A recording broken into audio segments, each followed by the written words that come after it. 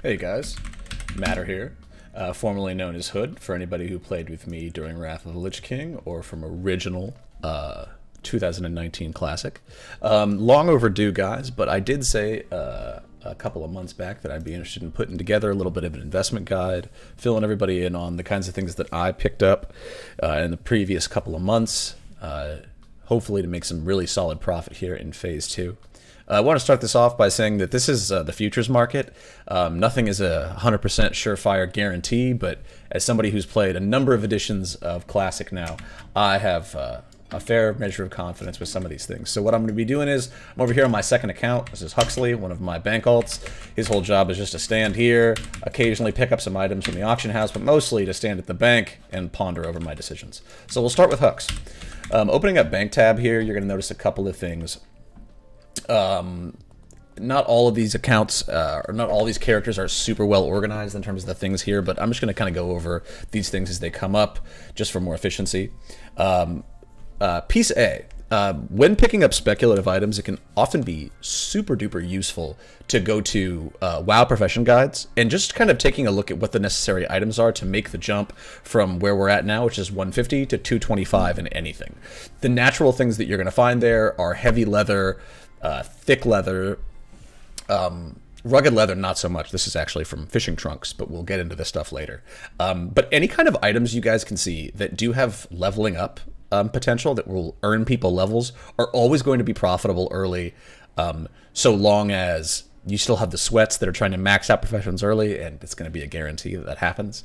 We saw that in Phase 1. People are always going to be trying to get ahead. So there is a method where you can take light leather and spend 5 of them to make a heavy leather if you are a leather worker. That is something that I would recommend doing if you find that the price of a heavy leather is less than 5 individual leathers. You have some arbitrage there. I have no reason to believe that heavy leather will not be a very sought after commodity, even with the amount of skinners that are going to be out there.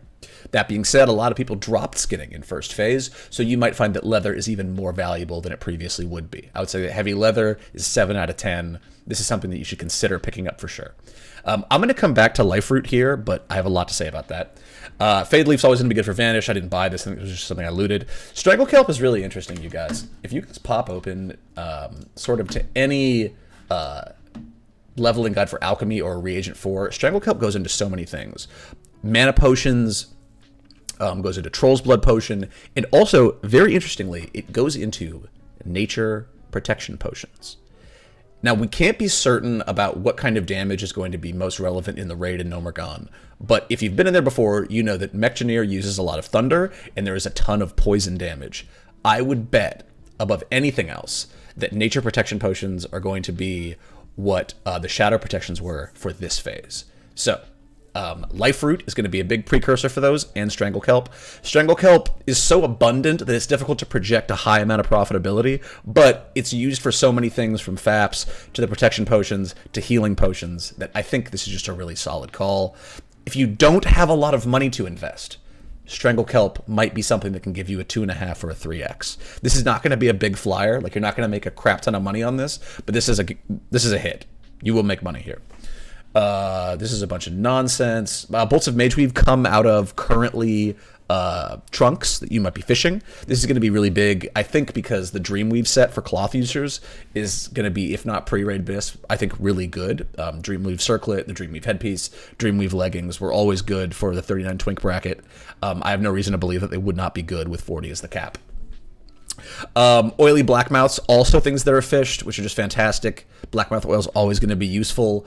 Firefin Snappers, we'll come back to these here in a second. The Stone Scale Eels here are really for like the summer 2024, like Gagillionaire. If you've been doing any amount of fishing, you know that the Stone Scale Eel pools are really popular. But these don't provide any value for us up front at level 40. But they do go into Stone Scale Oil, which will go into raid flasks in the future. If you have a lot of money and you feel like you want something that will be a big hit later down the line, not in P2, but in Phase 3, Stone Scale Eels are a sleeper hit that I would really consider dumping some cash into.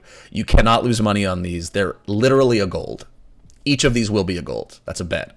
And I don't know what they're at the auction house right now. I kind of want to go take a peek, but maybe we can do that later.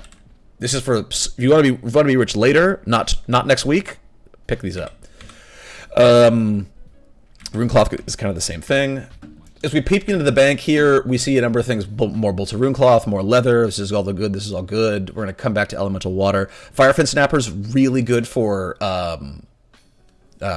fire damage potions for fire mages, and if Fire Warlock becomes a thing as well, I have no reason to believe these won't be valuable. I actually fished every single one of these, so I actually haven't invested anything in the Snappers. I just know that they have high upside. I mained a Fire Mage in 2019 Classic.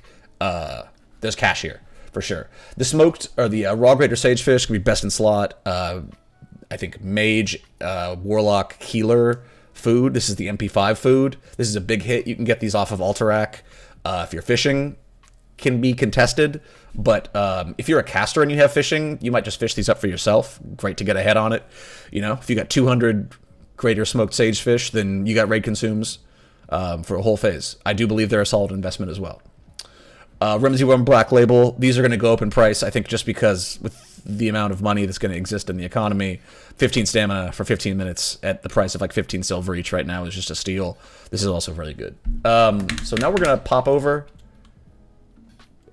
and we'll go to Bon Vivant, who is a priest that never really made it. Maybe he'll make it in phase 2.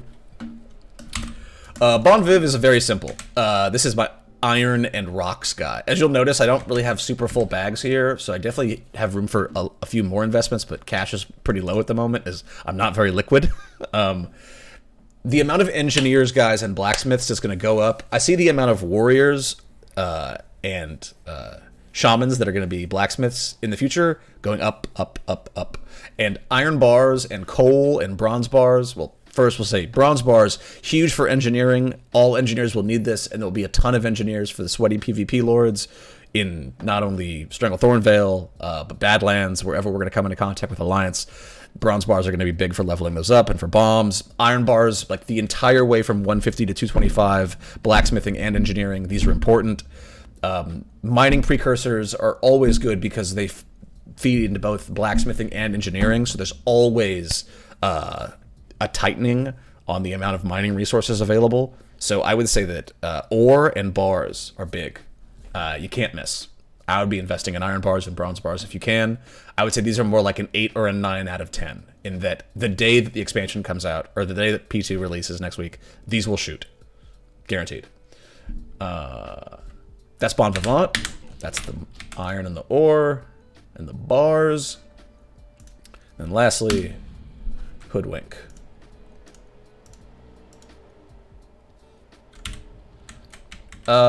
And I think as we're noticing here, Hood is sort of a reflection of everything else. Heavy hides are going to go into a lot of leatherworking things. There are more iron bars here because I doubled down.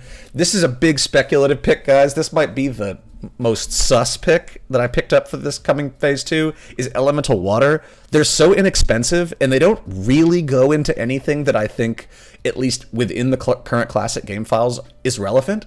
But Elemental Water, Elemental Earth, these have always been things that have held value well over time. This might also be like a summer 2024 billionaire move.